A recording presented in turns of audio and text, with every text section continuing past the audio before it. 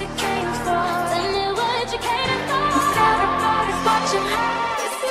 it's Jaiden, and today I'm going to be DIYing / painting my old clothes.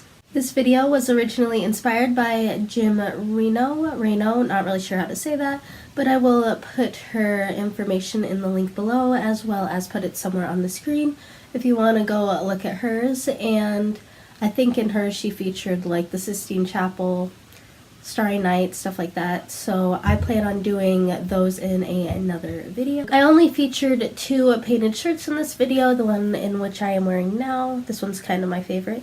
And then the other one, which was inspired by The Water Lilies by Claude Monet. And here it is right here. But for this one, I just chose a composition, like kind of simpler piece, and then the water lilies to kind of try something really easy and then try something really difficult to kind of see where my skill set is for this whole fabric painting thing. Yeah, that's pretty much all I had to say, and without further ado, let's get into the video. When your tears roll down your pillow like a river, I'll be there for you. But you gotta be there for me too. So for this first DIY t-shirt, it was inspired by this painting right here. And I think it's by P.A. Mondrian or something like that. Not sure if I butchered that name. But pretty much what I used for this one was some fabric paint, some paintbrushes, as well as a mason jar full of water and some painter's tape. I started off by putting a piece of foam board between the sections. This will make sure that it doesn't bleed through to the other side. And then sectioning off the square in which I want to paint in to make it a little bit easier to stay within the lines and have a cleaner look in the end. Because this painting was mostly composed of different colored squares and rectangles, I then used painter's tape. Sorry, I can't talk today. But I then used painter's tape in order to create the lines and the effect of the entire painting. And I pretty much just repeated this process and peeled the tape back while the paint was still a little bit wet but still tacky onto the shirt, so that it didn't cause too much of a mess, but also it didn't chip too much when I peeled off the painting tape. So yeah, that was pretty much it, and then I just continued that all throughout the design until it mimicked what the original artist did. And yeah, I really like watching different time lapses and stuff like that, so yeah, I'm gonna put one of those in right now. But you gotta be there for me too.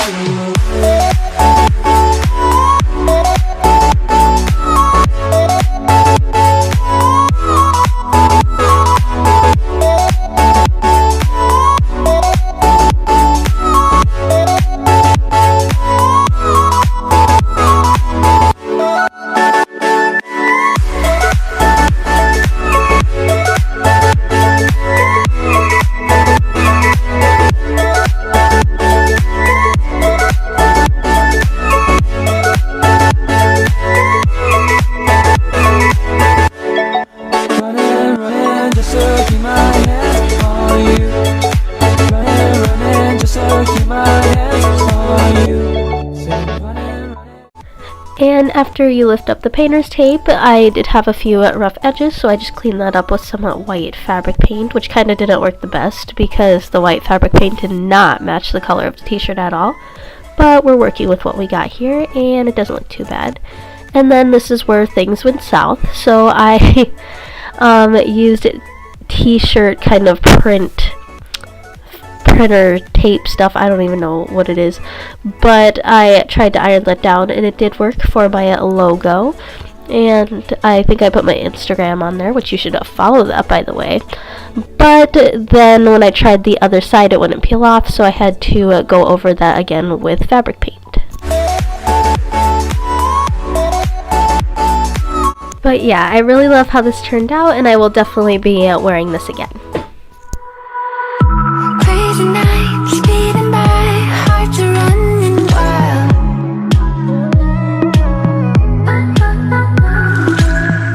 Second shirt was inspired by a Claude Monet painting of the water lilies. Here it is right here. And I pretty much started off with this one by the same way as the other one, where I put a foam board in between the layers.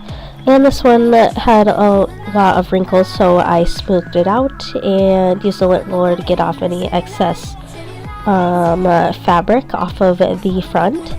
And then I taped it off in the shape that I wanted in order to have a clean edge.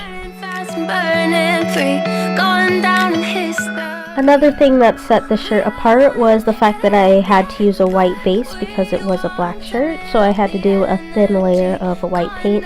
It did make the entire image a little bit more thick and less flexible when putting it on, but that was, I had to do this in order to get a vibrant color.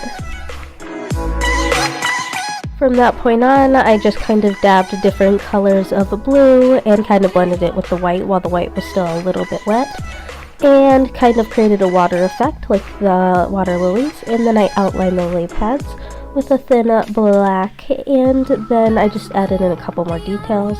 So some highlighting, added a little more white, as well as adding a couple more flowers in the front. And then I took off the rest of the paint in order to see how the look turned out and see if I had to finish up any edges.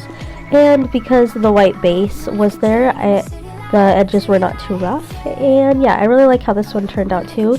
I love how with these t-shirts you could dress them up and wear them with jeans, or you could dress them down and wear them with sweatpants. It's really up to you.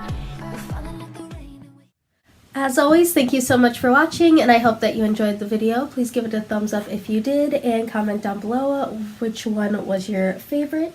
I'm not sure which one I liked more, because I kind of had like flaws with both of them. Like for this one, I kind of messed up at the bottom part, and then on this one, my painting ability is not the best, so I don't really know if it looks good or not. Kind of went for like a blurry faded look, but yeah. But yeah, I'm not really sure which one was my absolute favorite. I think probably this one. It's a little more simplistic and kind of more my style, whereas the other one's kind of a little darker and not as much my style, I guess, but I'll still probably wear both of them. And if you like this video, be sure to subscribe if you want to see more content from me. I plan on doing another one of these videos really soon, and I think I'm going to go with the Sistine Chapel, like hand part of it painting, and then Starry Night. I think I'm going to tackle those two next, and I'm going to do like a sweatshirt edition. This is kind of more t-shirts, so yeah. As always, thank you so much for watching, and I'll see you in the next video. Bye!